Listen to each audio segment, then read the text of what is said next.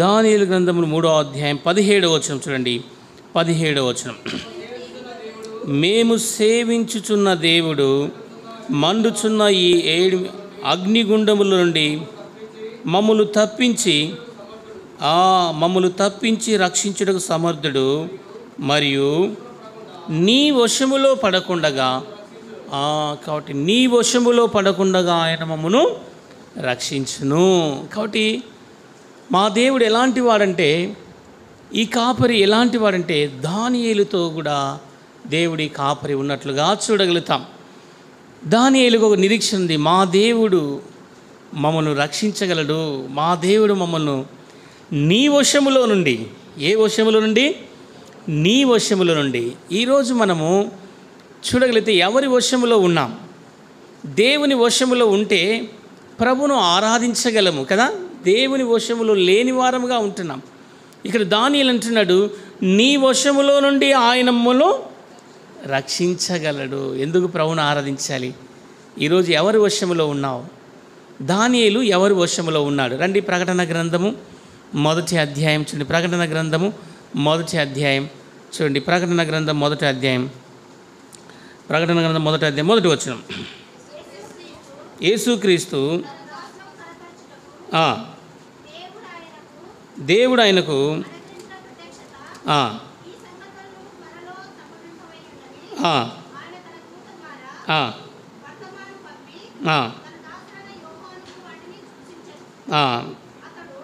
చూడండి 10వ వచనం. ప్రభు దినమందు ఆత్మవశుడనై ఉండగా, చూడండి ఎలా ఉన్నాడంటే ప్రభు దినమందు. కాబట్టి ఆయన దేవుని సన్నిధిలో ఏమై ఉన్నాడు?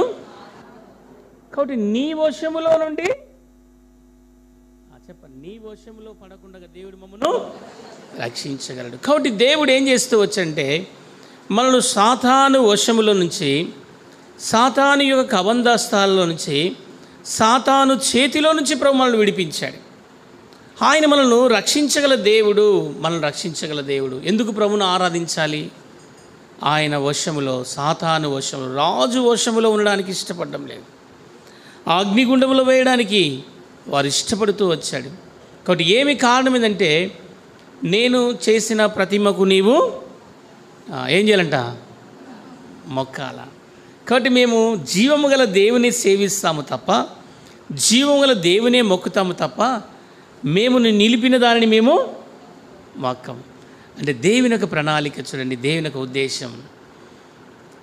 యవ్వన బిడ్డలను దేవుడు తీసుకొని వచ్చాడు, బబులోను దేశంలోనికి తీసుకొని వచ్చాడు. ఆ దేశంలో చెరగా బానిసలుగా వెళ్ళినటువంటి వీరి యొక్క తీర్మానము, మా దేవుని వశములో నుండి మమ్మల్ని తప్పించగలిగినటువంటి దేవుడు నీ వశములో పడకుండా మా దేవుని యొక్క వశీకరణలోనికి తీసుకెళ్తాడు. దేవుని యొక్క వశములోనికి తీసుకొని వెళ్ళడానికి ఇష్టపడుచున్నాడు ప్రభు. కాబట్టి నిజంగా చూడగలిగితే ఇక్కడ అగ్నిగుండములో నుండి మమ్మల్ని తప్పించగలిగినటువంటి దేవుడు, అగ్నిగుండములో వేయడానికి వారు సిద్ధముగా ఉన్నారు. ఇలాంటి పరిస్థితుల్లో అక్కడ చూడగలిగితే దేవుడు వారి విషయంలో చేస్తూ వచ్చిన అద్భుతము, ఆశ్చర్యమైన కార్యము ఎంతో అద్భుతముగా మనం చూడగలుగుతాం. దానియేలు గ్రంథములో వారి జీవితంలో దేవుడు చేసినటువంటి అద్భుతమైనటువంటి కార్యం వారితో మాట్లాడుచున్నప్పటికైనా వారు ఏం చేస్తూ వచ్చారంటే వారిని తీసుకొని వెళ్ళి అగ్నిగుండములో పడవేస్తూ వచ్చారు. ఎక్కడ పడవేశారంటన్నా? అగ్నిగుండములో పడవేశారు. చూడండి, అక్కడ చూడండి, వారు చూసినటువంటి ఇక్కడ 19వ వచనం చూడండి. 19వ వచనం చూడండి. అందుకు నెబుకద్నెజరు అత్యాగ్రహం నొందిన వాడై షద్రక్ మెషక్ అబేద్నెగోల వారి విషయంలో ఆయన సముఖంలో వికారముగా ఉండేను గనక అగ్నిగుండం ఎప్పటికంటే 7 అంతలు వేడిమిగా చేయమని ఆజ్ఞ. ఎన్నంతలు వేడంట? 7 అంతల అగ్నిగుండములోనికి వారు తీసుకొని వెళ్ళారు. మరి కాపరి ఎక్కడున్నాడు? కాపరి వారితోనే ఉన్నాడు. కాపరి ఎక్కడున్నాడు? వారితోనే ఉన్నాడు. ఈ కాపరి ఎలాంటి వాడంటే వారిని సంరక్షించలో ఎంత ఈ వేడి అంటే 7 అంతల వేడి. 7 అంతల వేడి. ఒక వేడి యొక్క టెంపరేచర్ ఎంతంటే ఎంత? టెంపరేచర్ ఎంత చెప్పండి, మీరు చెప్పండి. ఎంత? 100 degrees కదా.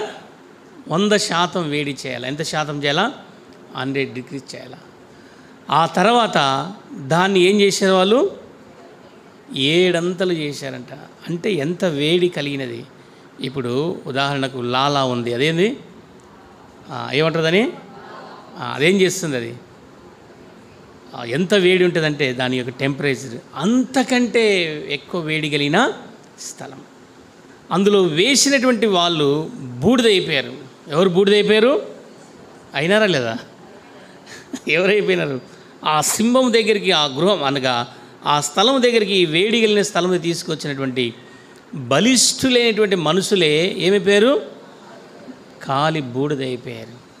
అయితే దేవుడు ఎలా ప్రత్యక్షమయ్యాడు అనేది మనం చూసినట్లయితే ఇక్కడ చూడండి ఎంత చక్కగా రాయబడింది. చూడండి ఆ మాట రాస్తారు, చూడండి 25వ వచనం. అందుకు రాజు అగ్నిలో సంచరించడం చూచితిని, వారికి ఏ హానియూ కలగలేదు. 4వ వాని రూపము దేవతల రూపమును పోలినది. చూడండి ఇక్కడ చూడండి, వారు ఎంతమంది ఉన్నారు అక్కడ? 3 నేసినారు. 3 నేస్తే అక్కడ 4 ఎవరు? 4వ వ్యక్తి ఎవరు? కాబట్టి 4వ వ్యక్తి ఆయన దూత. ఆ దూత ఎవరంటే కాపరి. అనుక్షణము కాపరి. దానియేలుకి కాపరి విడిచిపెట్టలేదు. కాబట్టి నీ నా జీవితంలో కూడా దానియేలును దేవుడు ఆ షద్రక్ మెషక్ అబేద్యోల పక్షంగా దేవుడు ఉన్నాడని రుజువుపరిచారు. ఆ దేవుని వారు ఎంత చక్కగా చూడగలిగితే, నిజంగా చూడగలిగితే, ఎవరు వీళ్ళు అగ్నిగుండములో వేస్తే అగ్నిగుండములో వీళ్ళు కాలిపోలేదు. ఏమిటిది?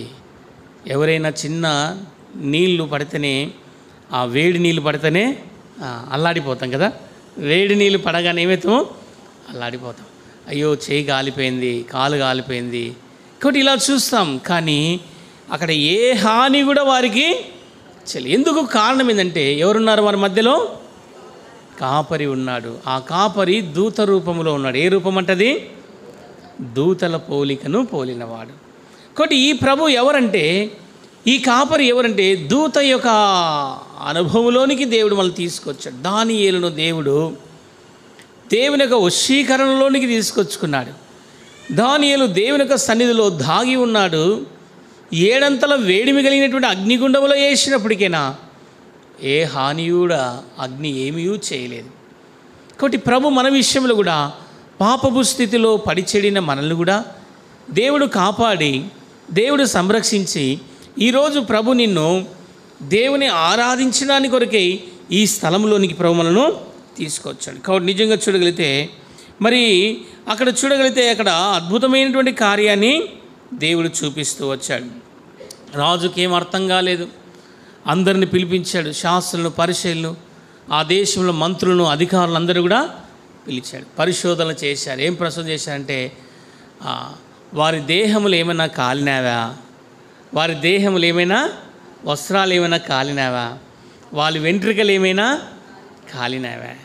కాబట్టి దేవుడు చూడండి దానియేలును కాపాడిన విధానాన్ని గురించి జ్ఞాపం చేసుకుందాం. ప్రభును వారు ఎంత అద్భుతంగా చూస్తున్నాం. చూడండి 27వ వచనం. అధిపతులను, సేనాధిపతులను, శాతాధిపతులను, రాజు యొక్క ప్రధానమంత్రులను కూడి వచ్చి ఆ మనుషులను పరీక్షించి వారి శరీరమునకు అగ్ని. ఇప్పుడు చూడండి, ఇక్కడ ఆ కాపరి ఏం చేస్తున్నాడంటే వారి శరీరమునకు ఏ హానియు చేయలేదు. కాబట్టి కాపరి యొక్క లక్షణం ఏంటంటే, మొట్టమొదటిగా నీవు దేవుని వశంలోనికి రావాలి. వారి శరీరమునకు ఏ హాని కూడా చేయలేదు. కాబట్టి నిజంగా చూడగలిగితే దేవుడు దేన్ని కాపాడుతూ వచ్చాడు? వాళ్ళ శరీరాన్ని కాపాడుతూ వచ్చాడు. కాబట్టి ఈ శరీరాన్ని ప్రభువుకు అప్పగించుకున్నప్పుడు, ఒకప్పుడు ఈ శరీరము పాపముతో నింపబడిన శరీరం. ఈ శరీరాన్ని మనము ఎంతగానో దీన్ని పోషిస్తూ వచ్చాం, దీన్ని సంరక్షిస్తూ వచ్చాం. కానీ పాపపు స్థితితో నింపబడిన మనలను పాపములో నుంచి విడిపించి దేవుడు తన శరీరాన్ని మనకిచ్చాడు.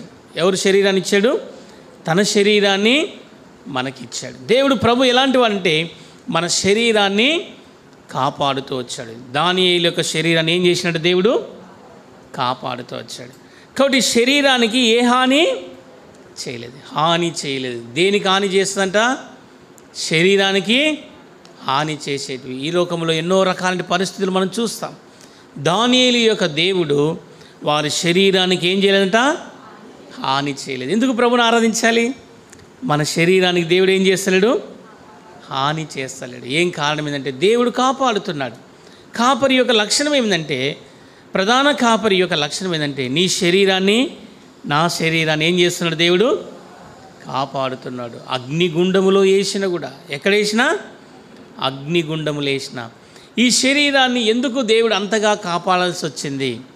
కాబట్టి నిజంగా చూడగలిగితే ఈ శరీరము దేవుని యొక్క శరీరం అండి. ఈ శరీరం ఎవరి శరీరం చెప్పండి? దేవుని యొక్క శరీరం. రండి, 1 కొరింథీ రాసిన పత్రిక చూడండి. కొరింథీలకు రాసిన పత్రిక ఒక మాట చూడండి. యోహాను సువార్త 6వ అధ్యాయం. యోహాను సువార్త 6వ అధ్యాయం చూడండి. ఈ శరీరం ఎవరిదంట? ఆయన శరీరములోనికి మనం వచ్చాము. ఎవరి శరీరంలోనికి వచ్చాము? చూడండి 7వ అధ్యాయం 6వ అధ్యాయం చూడండి. ఇక్కడ చూడండి 50 లేకపోతే 54వ వచనం. నా రక్తము తాగువాడే నిత్య జీవము గలవాడు, అంతజను వాణ్ణి లేపెదను.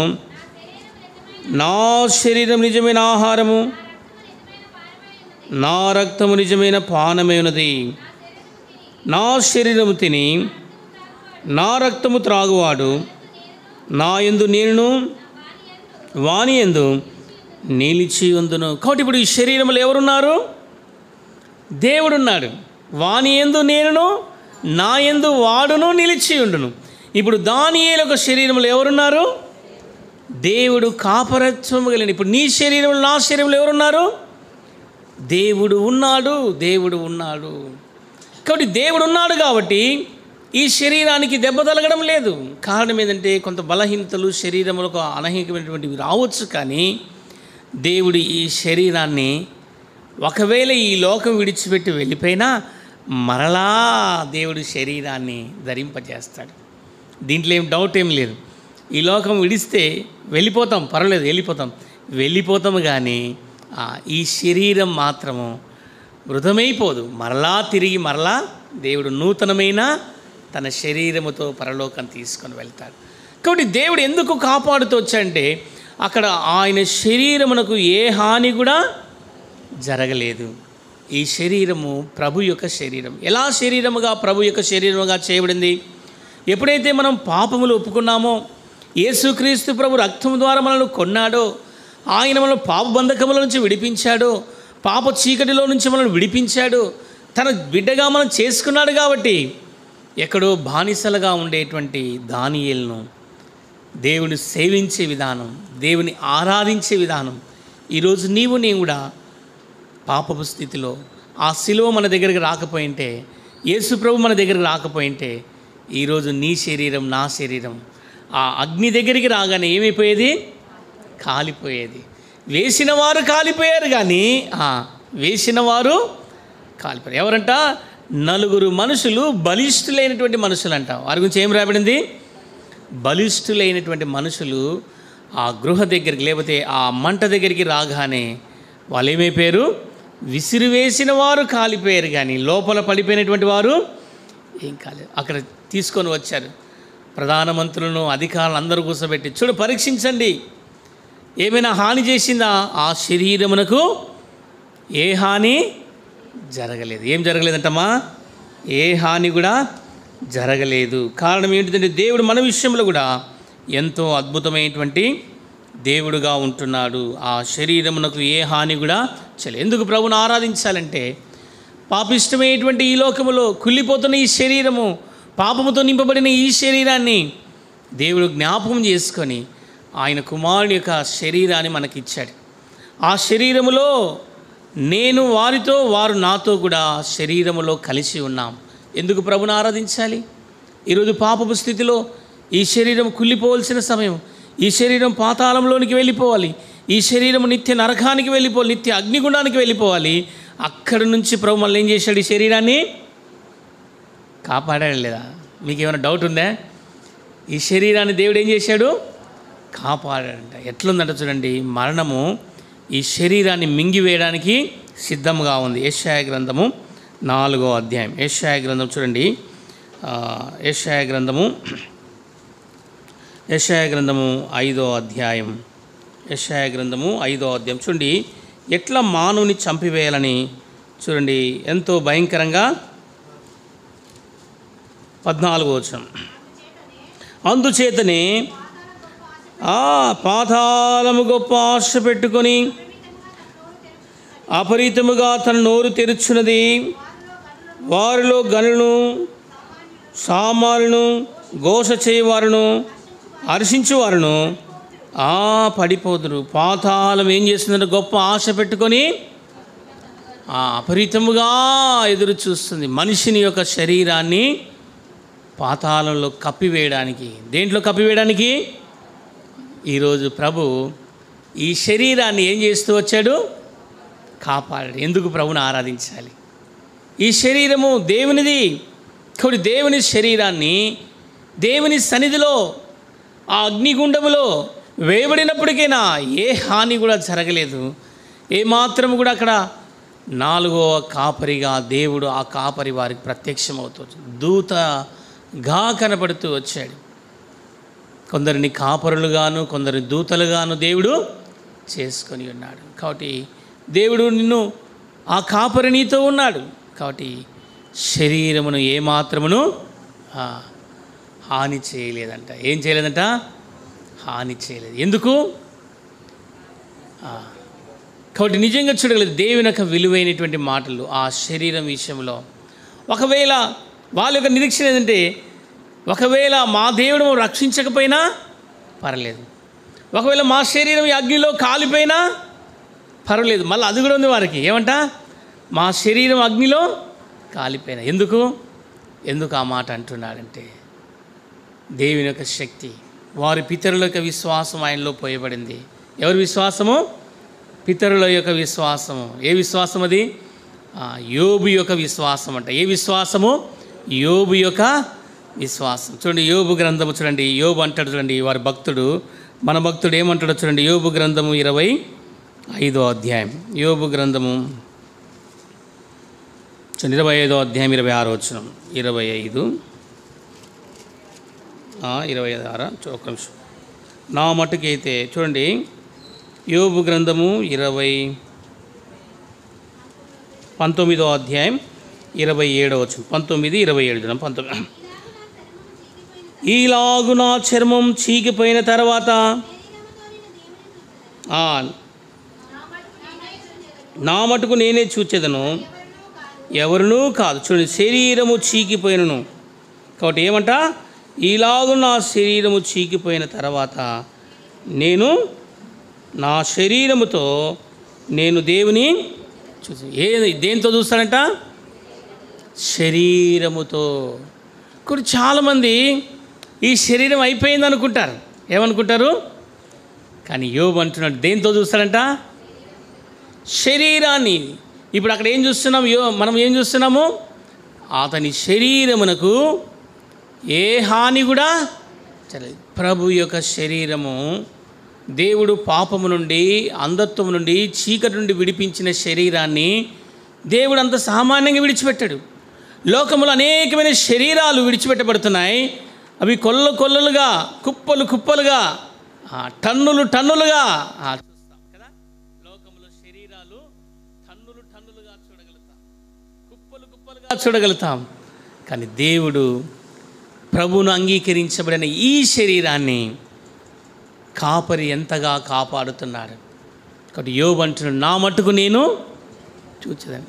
ఎలా చూస్తానంట? శరీరముతో నేను ఆయనను.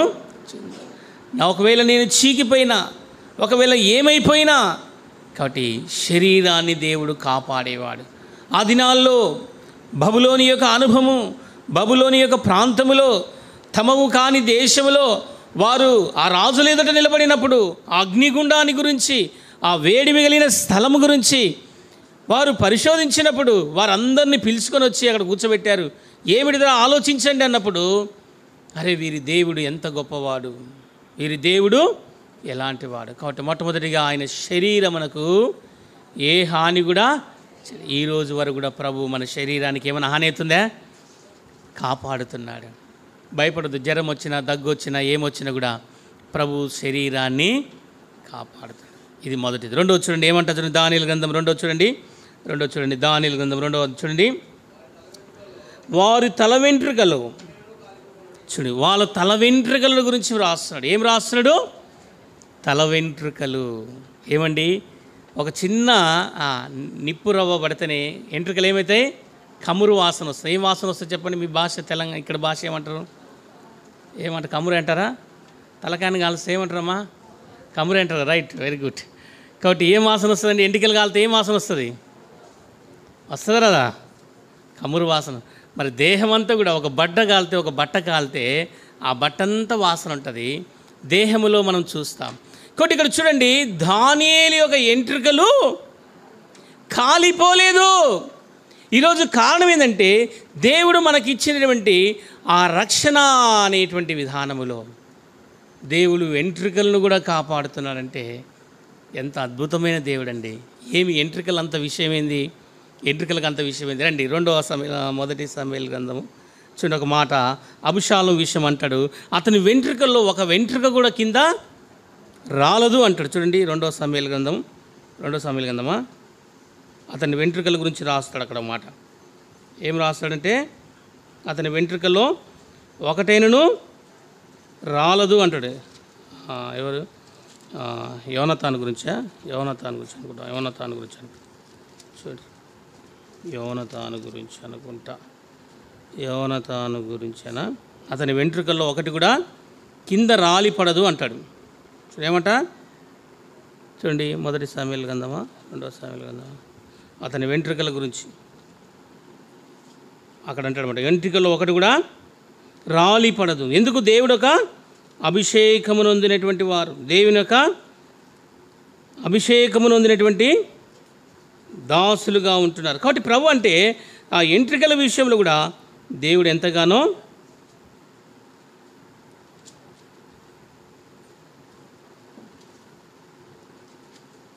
చూడండి, ఆ మాట దొరికిందా? చిత్తగించుము అతని పాలెం అంటే దేవుని యొక్క వాక్యంలో మనం చూడగలిగితే వెంట్రుకలకు ఎంత దేవుని యొక్క కాపుదల, దేవుని యొక్క ఏర్పాటు. కాబట్టి నిజంగా చూడగలిగితే అతని వెంట్రుకలు ఒకటి కూడా రాలిపోకూడదు. ఏమి కారణము? దేవుడు మన వెంట్రుకలు కూడా ఈరోజు వరకు కూడా దేవుడు కాపాడుతూనే ఉన్నాడు. ఆయన చేసేటువంటి అద్భుతమైనటువంటి కార్యములు ఎంతో గొప్పవి. కాబట్టి ప్రభు మన విషయంలో కూడా ఆయన ఎంత శక్తి కలిగిన వాడంటే, ఆయన మన విషయంలో కూడా ఆయన గొప్ప దేవుడుగా ఉంటున్నాడు. అంటే దేవుడు మన విషయంలో కూడా ఈ వెంట్రుకలను అభిషేకించబడినట్లుగా చూస్తున్నాం. దేవుని యొక్క ఏర్పాటులో మనం తీసుకురాబడ్డాం. దేంట్లో తీసుకురాబడ్డాం? దేవుని యొక్క 14 మొదటి సమూయేలు గ్రంథం 2వ సమూయేలు 14వ అధ్యాయం 11వ వచనం చూడమ్మా. అప్పుడు ఆమె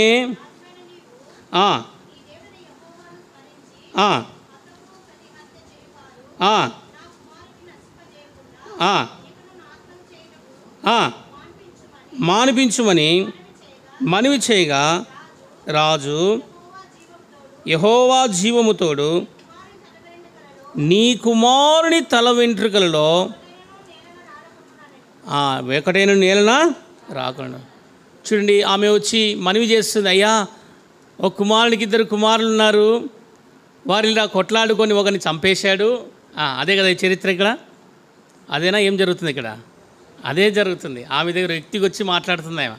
అయితే దావీదు దాన్ని కనిపెట్టేశాడు. ఓహో, నువ్వు అడుగుతున్నది ఎవరి గురించి అడుగుతున్నావో నాకు తెలిసిందిలే. అయితే దావీదు అయినను ఒక మాట అంటాడు. ఏమంటాడు ఇక్కడ కదా? అతని వెంట్రుకలు ఏం చేయబడ్డామంట?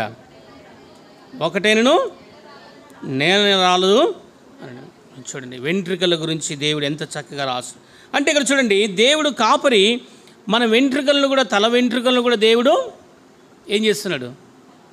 కాపాడుతున్నాడు. ఈరోజు తల వెంట్రుకలు లేకపోతే ఎంత అవమానం కదమ్మా. తల వెంట్రుకలు లేకపోతే ఏమవుతుంది? తల వెంట్రుకలు ఉండటం వలన మానవునికి అనేకమైనటువంటి విధానములో శరీరానికి కొంత బలాన్ని ఇస్తుంది. వెంట్రుకలు ఏమిస్తుంది? శరీరానికి ఏమిస్తుందమ్మా? బలంని ఇస్తుంది. శరీరానికి ఏమిస్తుంది? బలాన్ని. తల వెంట్రుకలు మానవునికి శక్తితో నింపబడేటువంటి బలాన్ని చూడగలుగుతున్నాం. అంటే ప్రభు ఎంత గొప్పవాడు. చూడండి, కాపరి ఎలా నడిపిస్తున్నాడు. ఎందుకు కాపరి ఇంతవరకు నీ శరీరాన్ని కాపాడుతూ వచ్చాడు. రెండవది, నీ వెంట్రుకలను దేవుడు కాపాడుతూ. కాబట్టి వెంట్రుకల విషయంలో దేవుని యొక్క ప్రణాళిక, దేవుని యొక్క ఏర్పాటు అలాగుంది. కాబట్టి దేవుడు మన విషయంలో కూడా మొదటి రాజుల గ్రంథం 1:51-52 చూడండి. మొదటి రాజుల గ్రంథం 1వ అధ్యాయం 52వ వచనం. మొదటి రాజుల గ్రంథం. సొలొమోను ఇలాగ సెలవిచ్చెను, తనని యోగ్యునిగా అగుపరుచుకునే యెడల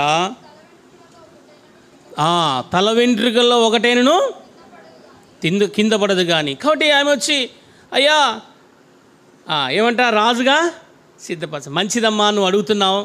వాని దుర్యోచన, వాని ఆలోచన వేరుగా ఉన్నాయి. వాని యొక్క ఆలోచనలు ఏంది? వేరే ఆలోచనలు. అయితే సొలొమోను అంటున్నాడు, మంచిదమ్మా, అతని తల వెంట్రుక, అతడు ఒకవేళ యోగ్యుడైన వాడైతే ఏమంట, తల వెంట్రుకలో కింద పడదు కానీ అతని ఎడల దోషము కనబడిన ఎడల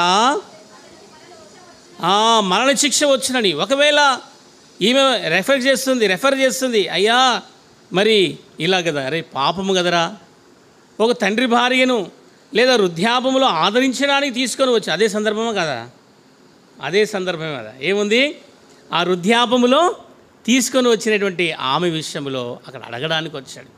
నీ ప్రవర్తన సరైనదైతే, నీ ప్రవర్తన సరైనది, కానీ అతని ప్రవర్తన సరైనది కాదు.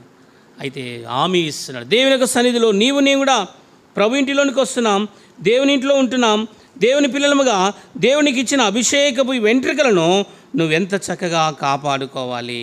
అది దేవుడిచ్చిన ఆజ్ఞ. చూడండి, మత్తయి సువార్త 10వ అధ్యాయం 30 వచనం. మత్తయి సువార్త 10:30. మత్తయి సువార్త 10వ అధ్యాయం 30 వచనం.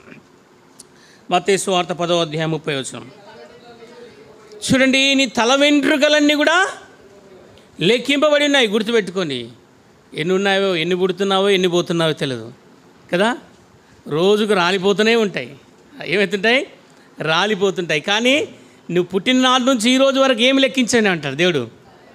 నీ తల వెంట్రుకలన్నీ, నీకుండేటువంటి వేల సంఖ్యలో ఆ తల వెంట్రుకలన్నీ కూడా దేవుడు ఏం చేస్తున్నట్ట? లెక్కిస్తున్నాడు. ఈరోజు ప్రభు కాపరి సామాన్యమైనటువంటి కాపరి కాదు. ఆయన నిన్ను పడిపోకుండా, జారిపోకుండా ఈరోజు వరకు కూడా ఆయన నీ తల వెంట్రుకలన్నిటినీ కూడా ఏం చేసినట్టన్నా లెక్కించుచూ ఉన్నాడు. అపోస్తల కార్యములు 27వ అధ్యాయం 34 వచనం. అపోస్తల కార్యం 27:34. అపోస్తల కార్యము 27:34. త్వరగా. తెల్లవారుచుండగా పౌలు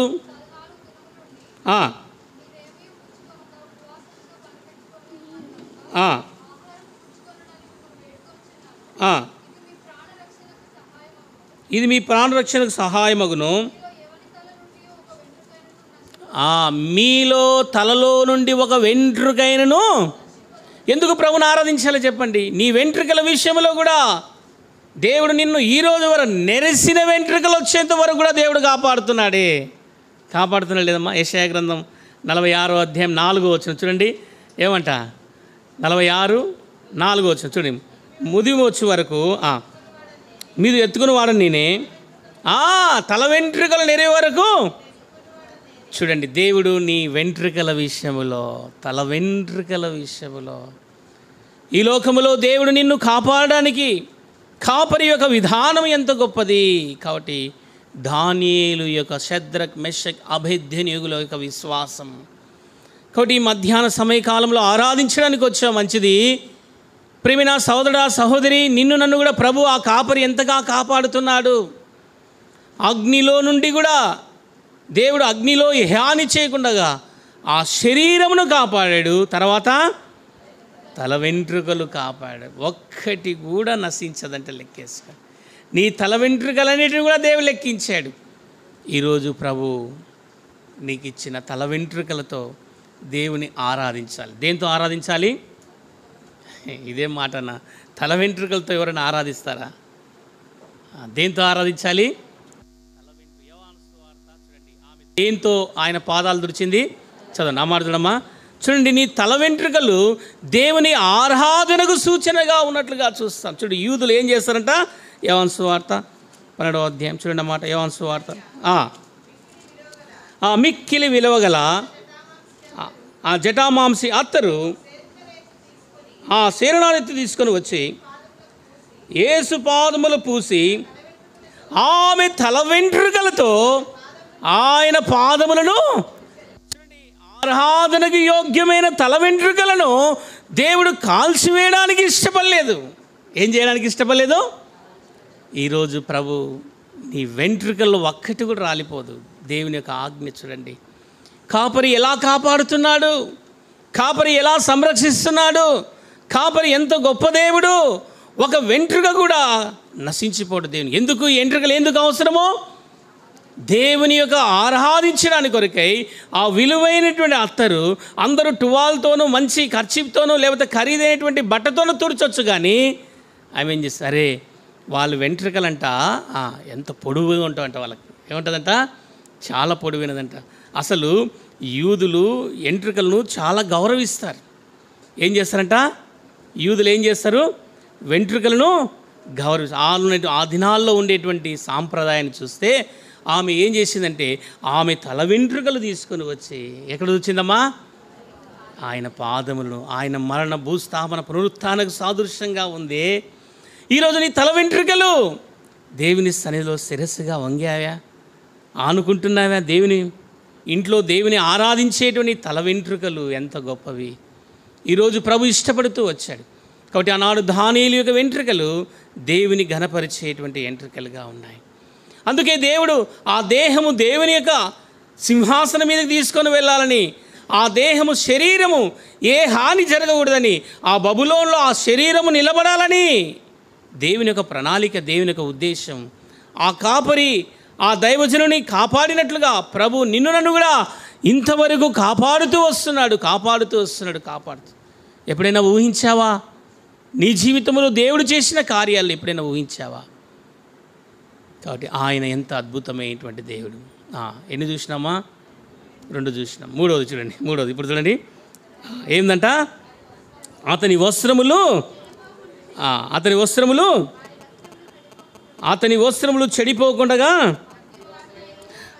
చెడిపోకుండా అతని వస్త్రములు ఏం కాలేదంట, చెడిపోకుండా ఉండెను.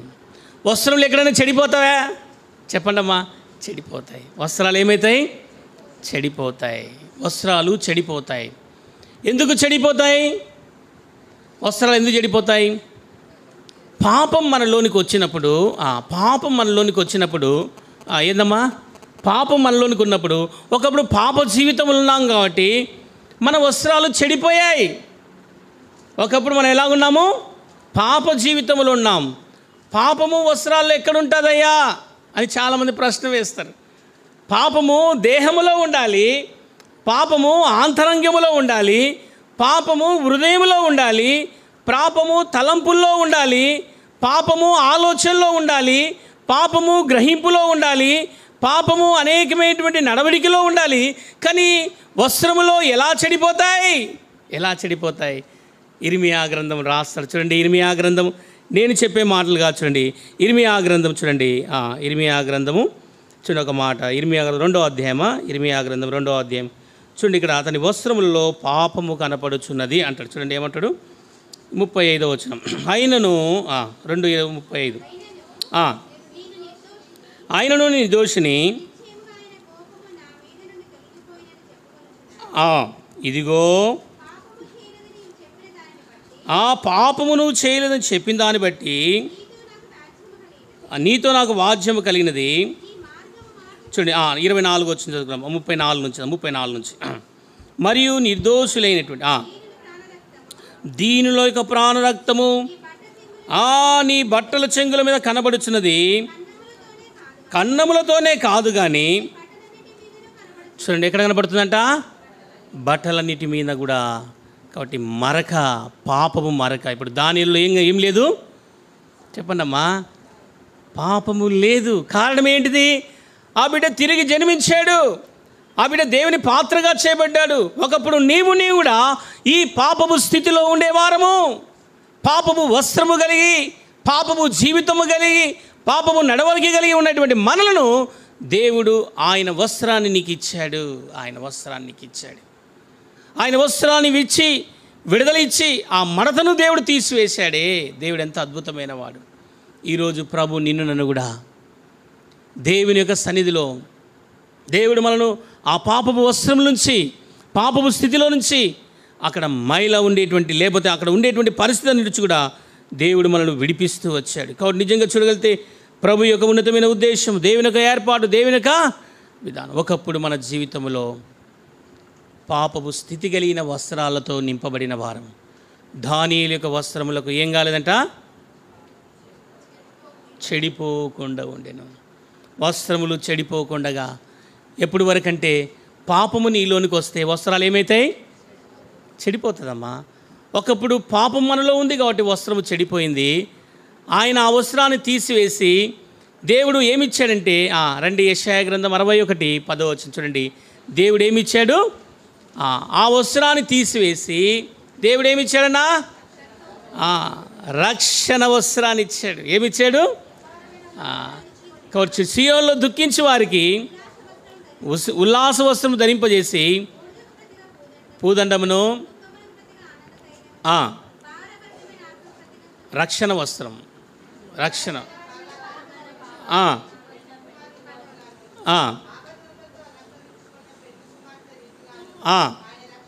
ఆయన రక్షణ వస్త్రము నాకు ధరింపజేసాడు. చూడు, చాలు. రక్షణ అనే వస్త్రం చాలు. వస్త్రాలు ఎన్నో ఉన్నాయి, మనకు సమయం లేదు. కానీ ఒక మాట తీసుకుందాం, చెడిపోయిన మన జీవితాన్ని. అందువలనే దానియేలు యొక్క, షద్రక్ మెషక్ వారి యొక్క వస్త్రాలు ఏం కాలేదు? చెడిపోలేదమ్మా. ఏం కాలేదు? చెడిపోలేదు. వస్త్రాలు చెడిపోలేదు.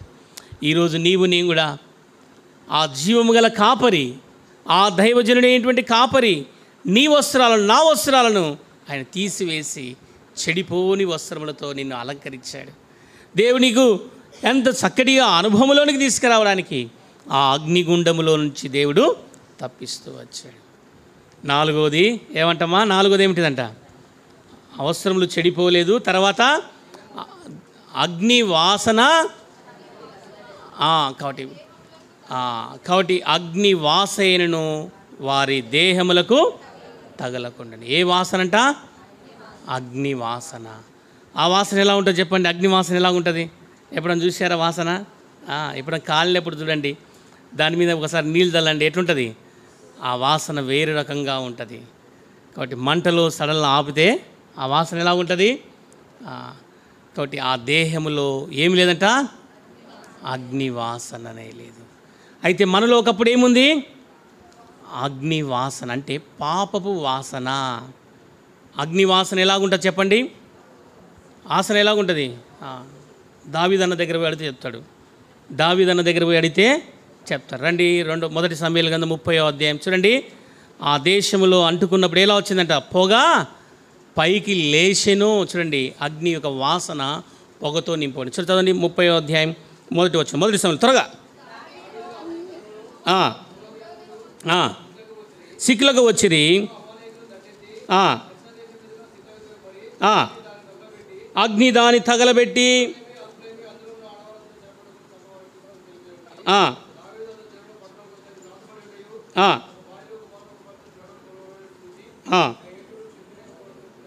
పొగలేదా? కాబట్టి ఆ సిక్కులకు మొత్తం అంటి వేసిన తర్వాత ఆ దేశమంతా కూడా అగ్ని చేత నింపబడినట్లుగా.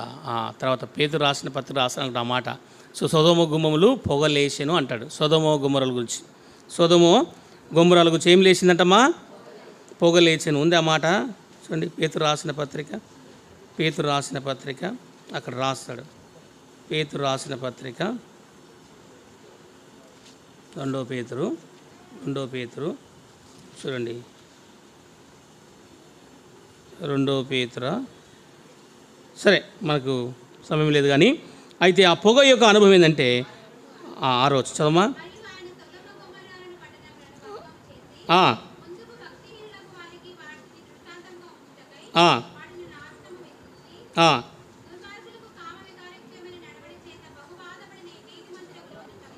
తప్పించుకుని ఆ పట్టణం పొగ ఆకాశమునకు అంటెను అంటాడు, ఆకాశమునకు అంటెను అంటాడు. కాబట్టి నిజంగా చూడగలిగితే దేవుడు మరి నిజంగా చూడగలిగితే ఇలాంటి ఆ వాసన తలకుండగా దేవుడు కాపాడుతాడు దానియేలు యొక్క అనుభవంలో. కాబట్టి కాపరి ఏం చేస్తున్నాడంటే ఇంతగా కాపాడుతూ వచ్చాడు. ఏం చేస్తూ వచ్చాడు? ఇంతగా కాపాడుతూ వచ్చాను. కాబట్టి దేవుని యొక్క సన్నిధిలో కాపరి ఏం చేస్తుంది? మొదట ఏం చూసినామా? శరీరమునకు హాని జరగలేదు. శరీరంకి ఏం జరగలేదు? హాని జరగలేదు. రెండవది ఏంది?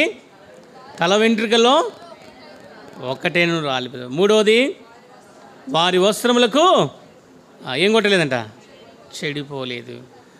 కాబట్టి నిజంగా చూడండి. నాలుగవది అగ్నివాసనను వారి దేహములకు తరలేదు. కారణం ఏంటంటే దేవుని యొక్క సువాసనతో నింపుతూ వచ్చాడు.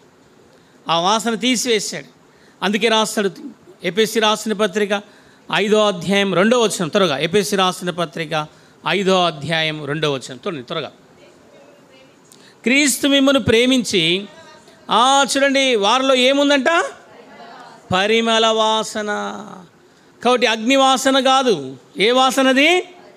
పరిమళ వాసన. కాపరి ఏమిచ్చాడు ఆయనకు? పరిమళ వాసన. అగ్నిలో నుండి దానియేలు, షద్రక్, మెషక్, అబేద్నెగోలు దేవుని ఆరాధించడానికి, దేవుని స్తుతించడానికి ఈ అనుభవాన్ని తీసుకొచ్చాడు 4 గంటల. ఈ అనుభవం ఏం చూపిస్తుందంటే ఆరాధన చూపిస్తుంది. ఇప్పుడు వాళ్ళు ఈ అనుభవం కలిగి ఉన్నారు కాబట్టి వారి జీవితంలో వారి దేహానికి, వారికి కానీ వారి ఎంట్రుకలకు కానీ ఏ హాని కూడా ప్రభు నిన్ను నన్ను కూడా అలా చేస్తూ వచ్చాడు. అందుకే వారు దేవుని ఆరాధిస్తూ వచ్చారు. ఎవరిని ఆరాధించారు? ఆ బబులోని యొక్క రాజు దానియేలు దేవుని ఆరాధించాలని శాసనం చేశాడు. రండి చూడండి, ఆ మాట చూడండి. ఏమని శాసనం చేశాడు? ఆరాధించవలను. ఎవరు దేవుని ఆరాధించాలి? రండి చూడండి. దానియేలు గ్రంథం నెబుకద్నెజరు చూడండి, ఆ మాట చదవండి. నెబుకద్నెజరు షద్రకు, మెషకు, అబేద్నెగోలను వీరి దేవుడు ఎవరంట? పూజారుడు. వారి కాపరి ఎలాంటి వారంట? పూజారుడైనటువంటి దేవుడు. ఆ తర్వాత చూడమా, ఆయన తన దూతను పంపి తను ఆశ్రయించిన దాసును రక్షించెను. వారు తమ దేవుని గాక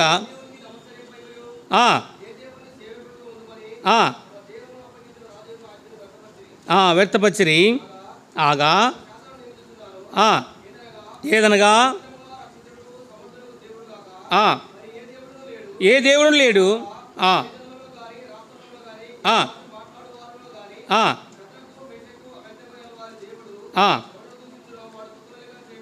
ఎవడు దూషించిన వాడు తుత్తు నీలుగా చేయబడు. కాబట్టి దానియేలు దేవుడు ఆ కాపరి ఏం చేయబడ్డాడు? పూజారుడుగా స్తుతించబడ్డాడు ఆ కాపరి. కాబట్టి మన ప్రభు నీ ద్వారా నా ద్వారా ఆయన పూజారుడుగా చేయబడ్డాడు. ఈరోజు ప్రభు నీ ఆరాధన, నా ఆరాధన ఇష్టపడిన వాడుగా ఉంటున్నాడు. ఇష్టపడుచున్నావా?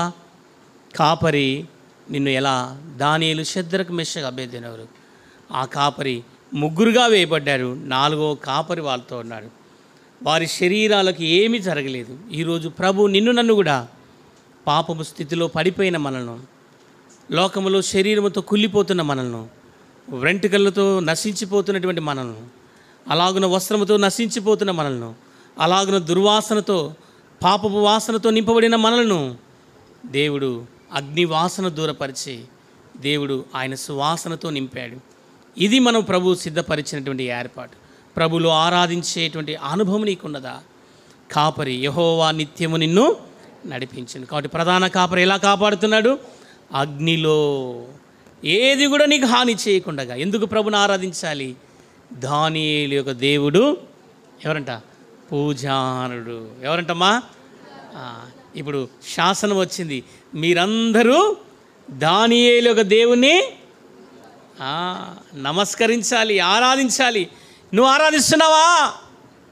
నా జీవితంలో దానియేలు యొక్క దేవుడు, దానియేలు యొక్క కాపరి ఎంత అద్భుతమైనటువంటి కాపరిగా ఉన్నాడు. ఈరోజు నా జీవితంలో ఆ దేవుడే నీ దేవుడు కదా. ఆయన సేవించిన దేవుడు నీ దేవుడే కదా. ఈరోజు ఆ సేవించిన దేవుడు ఇన్ని రకాలుగా నిన్ను కాపాడుతూ, సంరక్షిస్తూ, నిన్ను ఇంతగా పోషిస్తున్నటువంటి దేవుణ్ణి మర్చిపోతావా? ఏ విషయంలో మర్చిపోతావు? దేవుడు నిత్యము యెహోవాని నడిపించడానికి ఆ కాపరి నీ విషయంలో ఎక్కడ నువ్వు రాలిపోకుండా, ఎక్కడ పడిపోకుండా ప్రతి క్షణములో కూడా దేవుడిని ఇంతగా ఆదరిస్తున్నాడు. కాబట్టి ప్రభును మనము ఆరాధించాలి. ఎరిగిన హృదయముతో ప్రభు సన్నిధిలో అట్లు దేవుడు మనను ఆరాధన కొరకే సిద్ధపరచును.